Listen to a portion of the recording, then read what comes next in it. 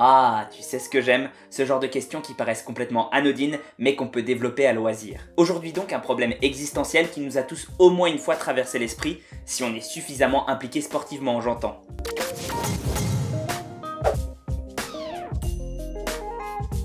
Je pense que tu commences à me connaître, et si c'est la première vidéo que tu vois de moi, n'hésite pas à t'abonner et activer la cloche.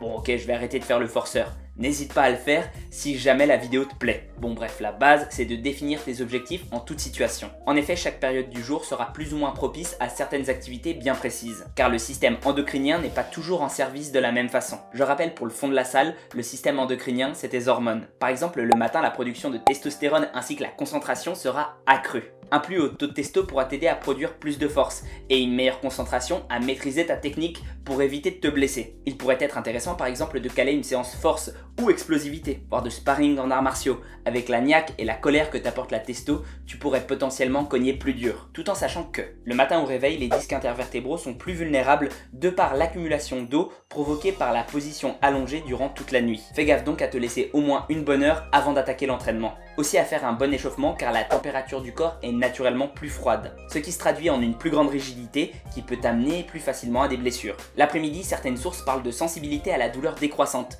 mais rien de très concluant. En revanche, il semblerait que, entre 15 et 17 heures, la fonction respiratoire soit à son maximum. Une séance d'endurance, qu'elle soit musculaire ou cardiovasculaire, semble plus adaptée à cette plage horaire. Enfin, le soir, la température corporelle semble être arrivée à son maximum naturel, même si c'est plutôt carrément l'inverse pour la testo. De plus, certains mécanismes naturels comme la mélatonine, l'hormone du soleil, se réveillent, si j'ose dire. Une bonne façon de terminer sa journée serait donc de privilégier les étirements. Ils sont favorisés par la plus grande flexibilité apportée par un corps plus chaud. Néanmoins, il faut temporiser tout ce que je viens de dire car les choses ne sont pas si aisées. Tout ça, ça sous-entend que tu te coucherais vers 23 h et que tu te lèverais vers 7 h si je caricature. Qu'en est-il des couches tard et lève tôt? Bon, déjà, il faudra décaler tout ce que je viens de dire en fonction de l'heure de lever et de coucher. Mais en plus, certaines personnes seront bien plus concentrées le matin, c'est vrai, mais pour d'autres ce sera plutôt l'après-midi, sans qu'on puisse véritablement l'expliquer. Ce que je te préconiserais, c'est d'essayer sur plusieurs jours pour voir ce qui te convient le mieux à toi. Il n'y a rien de mieux que les tests, nous sommes tous différents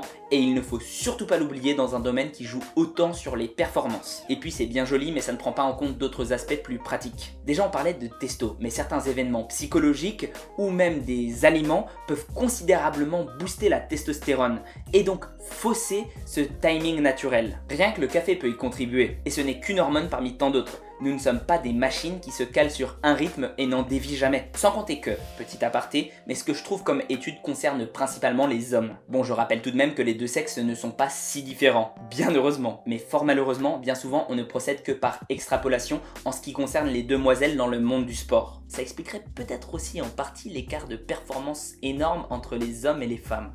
Je vais pas rentrer là-dedans, ça va trigger à la fois les pros et antiféministes.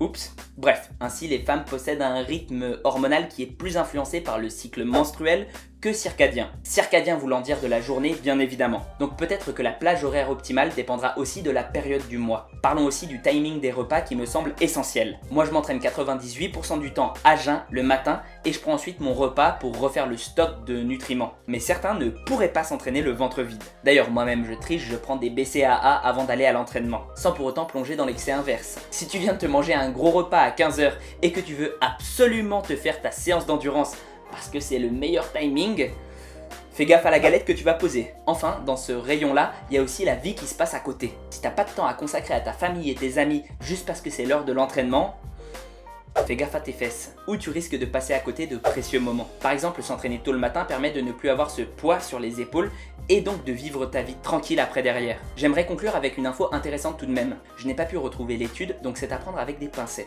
Mais ça me semble plutôt logique, donc autant t'en faire part. Il semblerait que peu importe le moment de la journée où l'on s'entraîne, le plus important ce serait de le faire sur la même plage horaire de façon régulière. Le corps aurait tendance à s'adapter à cette demande et produire les hormones utiles au moment opportun. Un peu comme quand tu es habitué à manger à une certaine heure et que tu vas dans un pays où il y a un décalage horaire. Tu te retrouves à avoir des fringales à 3 h du matin sans savoir pourquoi. Pour extrapoler, si tu as une compétition qui doit se dérouler à une heure précise, peut-être que ce serait intelligent de faire tes séances d'entraînement autour de cet horaire-là. En définitive donc, comme d'habitude, le monde du sport est plein de nuances. Trouve ce qui te convient le mieux, avec plein de tests. J'espère tout de même t'avoir fourni quelques pistes pour avancer un peu moins à tâtons qu'avant. Et sur ce, prends soin de toi et à la prochaine. Pense aussi à la motivation. Si tu crains de ne de ne pas pouvoir t'entraîner car tu seras trop fatigué en fin de journée, c'est un élément à prendre en compte.